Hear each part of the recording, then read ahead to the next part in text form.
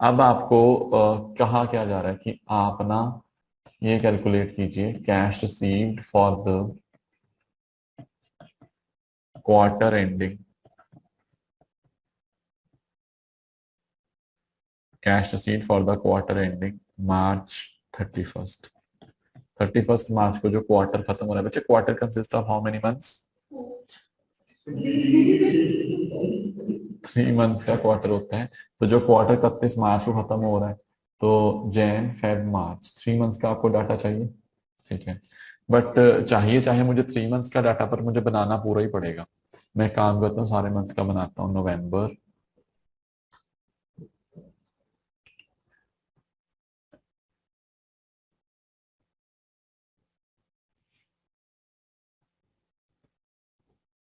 नवंबर, दिसंबर, बच्चे कैलसीज उठा लीजिए अपने। जैन फेब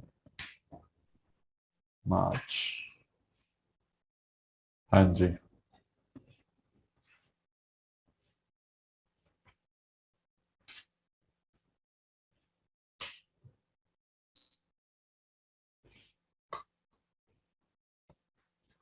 सबसे पहले टोटल सेल्स देखें इन मंथ्स में कितनी हुई। 5, 6, 7.5, 4, 5, 5, 6, 7.5, 4, और ये कितनी होगी 5। ठीक है जी, ये मैंने टोटल सेल की। इनमें से टोटल सेल में से मैं पहले माइनस कर देता हूँ जितनी मैंने कैश पे की है। वैसे मैंने कैश पे कितने परसेंट की है? 25%। ठीक है जी, 25% मैंने कैश पे की। बच्चे 5 लाख का 25% कितना हो गया? 1,25,000।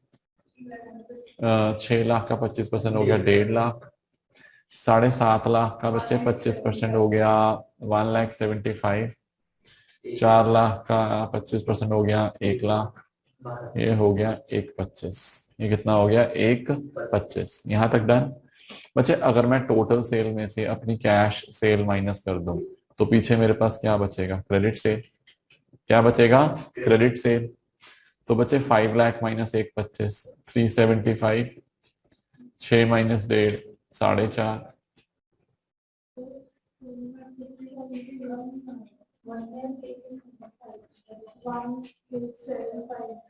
ठीक है, तो 7 लाख के अकॉर्डिंग आ रहा था शायद।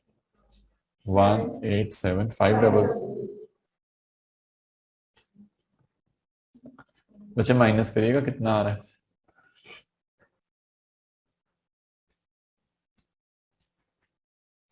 662,500, नहीं 562,500, देन 3 लाख, लास्ट वन। मुझे बताइए यहां तक समझ आ गया आपको? मैंने टोटल सेल्स ली और उसका 25% किस पे कर दिया? कैश। अब वो क्या बोल रहे हैं कि हमें अपने जिनको मैंने क्रेडिट सील की मेरी उतने की ही तो डेटर है, मैं डेटर से क्या कर रहा हूँ? कलेक्ट कर रहा हूँ। और कलेक्ट कैसे कर रहा हूँ? 50% नेक्स्ट में, और उससे 50% उससे नेक्स्ट में। मतलब नवंबर का 50% मिलेगा दिसंबर में, और रिमेनिंग 50% कब मिलेगा? जनवरी में। करूं जरा अमाउंट बताएंगे आप मुझे? 375 का हाफ कितना होता है? 187,500। इतना ही होता है 187,500 मुझे किस में मिलेगा? दिसंबर में। और 187,500 मुझे कब मिलेगा? जैन। बात समझ आ गई है?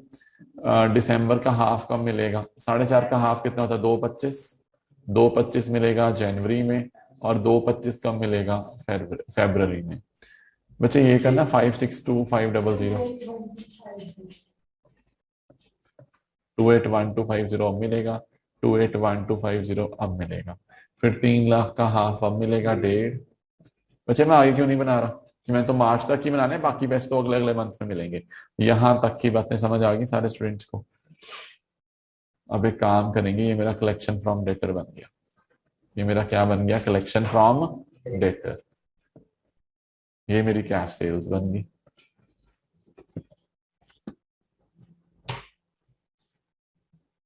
ये एक मेरी कैश सेल्स बन गई और एक मेरा क्या बन गया? Collection from debtor. Am I clear with every one of you?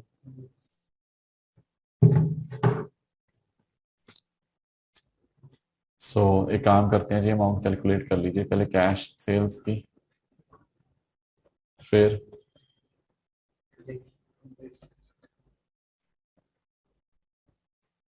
हाँ जी, करिए कितना, 187,500, 1 लाख, 1 लाख और 125।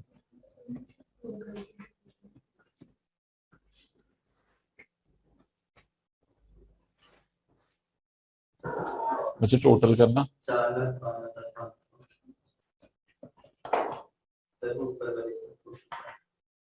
इसका ऊपर वो कैश सेल करोगे, कैश सेल्स तो निकाल ही दी आप। उसका टोटल निकालो। नहीं नहीं, वो नहीं चाहिए मुझे, ये दो दो का टोटल लगा के दीजिए।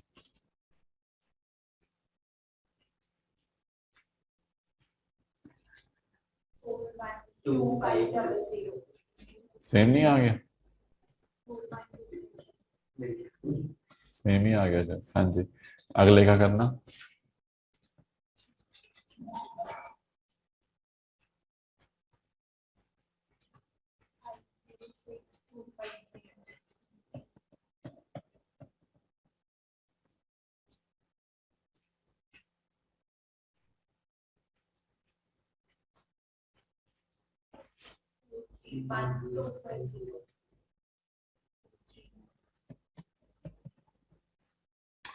देन आप मुझे पहले बताइए कि आपको 100% कॉन्फिडेंस आ गया इस चीज के ऊपर, ये कैसे करना है। हमने हमें सेल्स दी हुई थी, सेल्स में से उसने क्या बोला, 25% किस पे है, कैश पे। तो आपने टोटल में से पहले 25% माइनस कर दिया। फिर उसने क्या बोला कि जो डेटर है उससे कैसे कलेक्ट होता है, 50% अगले में और 50% उससे भी अगले में। तो आपने बड़ा इजीली कर दिया, पहले 25% माइनस कर दिया, फिर 50-50 ऐसे बांट दिए। करके दिखाएंगे क्वेश्चन मुझे इसी का, चलिए।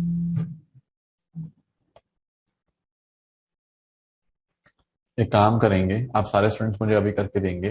अब आप इमेजिन करेंगे कि जो टोटल सेल्स है, टोटल सेल्स में से कैश सेल कितने परसेंट है, 40%।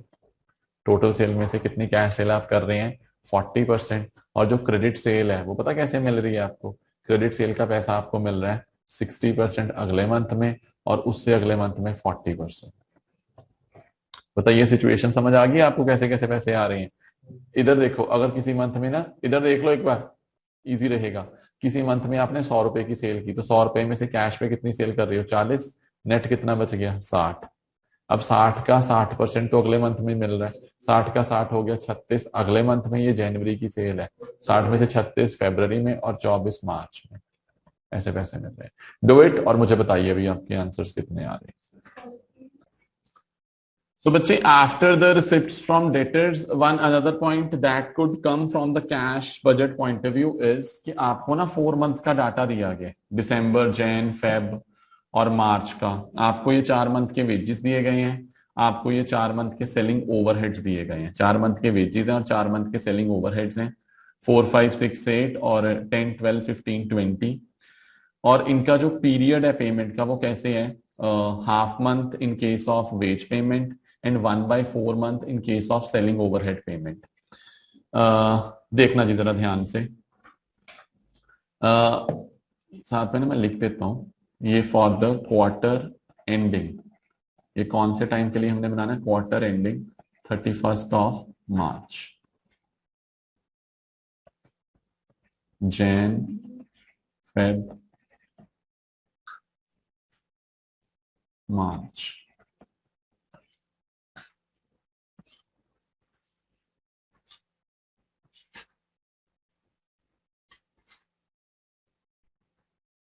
हाँ जी, अब ना मेरी बात सुनिएगा ध्यान से। ये जो बच्चे वेज पेमेंट होती है हाफ मंथ, इसका मतलब पता क्या है, कि मैं अपने मंथ का, अब मेरे मंथ की जनवरी की जो पेमेंट है वो कितनी है, 5,000। तो 5,000 का हाफ कितना होता है, 2,500। 2,500 तो सेम मंथ में पे करूंगा और 2,500 कब पे करूंगा, अगले month. Are you getting it. जनवरी का 50% इसी मंथ में पे होएगा और 50% अगले मंथ में। फेब्रवरी का 50% इसी मंथ में पे होएगा और 50% अगले मंथ में। मार्च का 50% अभी पे होएगा और 50% अगले मंथ में। इन द सेम वे जो सेलिंग ओवरहेड्स हैं उसका 1/4 सेम मंथ में और रिमेनिंग नेक्स्ट मंथ में। फेब्रवरी का 1/4 सेम मंथ में, रिमेनिंग नेक्स्ट मंथ में। 1/4 सॉरी उधार पे, 1/4 अगले मंथ में और जो रिमेनिंग 3/4 है वो सेम मंथ में। अब इसको सॉल्व करने का मैं आपको वे बता रहा हूँ, ध्यान से देखिएगा। एक मिनट इधर देखिए, पहले सुनिए ध्यान से। अगर मैं आपको ये बोल रहा हूँ कि जनवरी का हाफ अगले में पे होएगा, हाफ अभी पे होएगा, तो अगर जनवरी का हाफ अगले में पे करना है तो जनवरी में दिसंबर का भी तो हाफ आएगा। तो हर मंथ की कैलकुलेशन कैसे होगी, जितना भी यहाँ पे लिखा होता है ना, आप याद रखो उतना आपने कौन से मंथ का उठाना है, प्रीवियस का। फिर 1 में से ये माइनस कर दो, 1 में से हाफ माइनस किया तो रिमेनिंग हाफ किसका उठाओगे आप, करंट मंथ का। किसका उठाओगे, करंट मंथ का। रिपीट कर रहा हूं जी, जितना लिखा हुआ है, एक सेकेंड, जितना भी यहाँ पे लिखा हुआ है हमारे मंथ का उतना अमाउंट आपने नेक्स्ट में पे करना है। अगर आपने इस मंथ का उतना नेक्स्ट मंथ में पे करना है तो पिछले का भी इतना आपने इस मंथ में पे करना है। अगर जनवरी का हाफ अपने फेब में पे करना है तो दिसंबर का हाफ भी तो आपने जनवरी में पे करना होगा। तो याद रखो जितना भी यहाँ पे लिखा हुआ है इतना तो आपने उठाना प्रीवियस मंथ का, फिर 1 में से माइनस करके जो बचेगा that will be of the current month. बच्चे इसका मतलब बताएंगे आप, मैं प्रॉब्लम्स लेता हूँ बस 1 मिनट।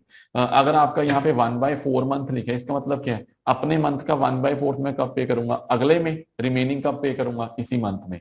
तो आप इसका मतलब ये मान सकते हैं कि 1/4 में कौन से मंथ का उठाऊंगा, प्रीवियस, और 3/4 कब उठाऊंगा, करंट।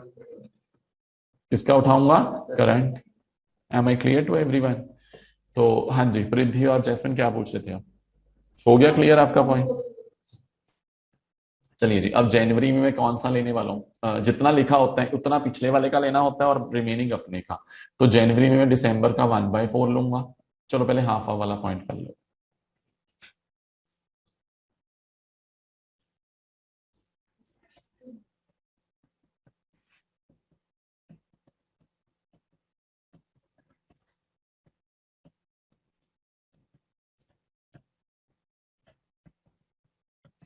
$4500 हो गया जी जनवरी का। फेब में कितना लेना है, जैन का और फेब का हाफ हाफ।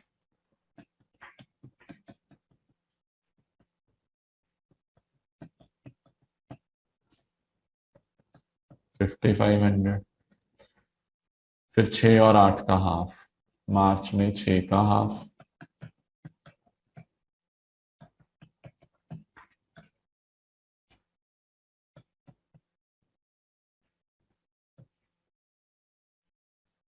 हाँ जी, ये किसकी पेमेंट आ गई है बच्चे, ये आ गई आपकी वेजेस की पेमेंट। दूसरे आपका जो खर्चा that is of selling overheads. Selling overheads का मतलब क्या होता है, 1/4 पिछले का उठाएंगे, 3/4 अपने का उठाएंगे। तो जनवरी में मैं 1/4 इसका उठाऊंगा और 3/4 उठाऊंगा 12 का। हाँ जी,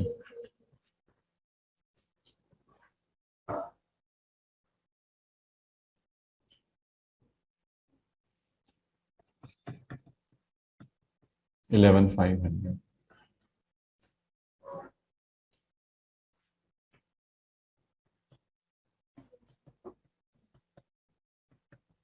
मतलब जितना वो लिखा होता है ना उतना आपने पिछले का इस मंथ में पे करना, बिकॉज इसका अगर 1/4 अगले में जाएगा तो पिछले का भी 1/4 इसमें आएगा, और 15 का 3/4।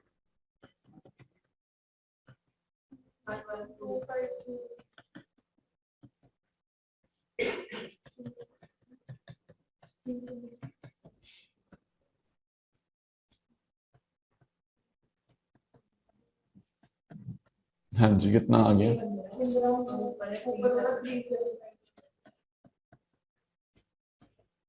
ये लीजिए, समझ आ गया।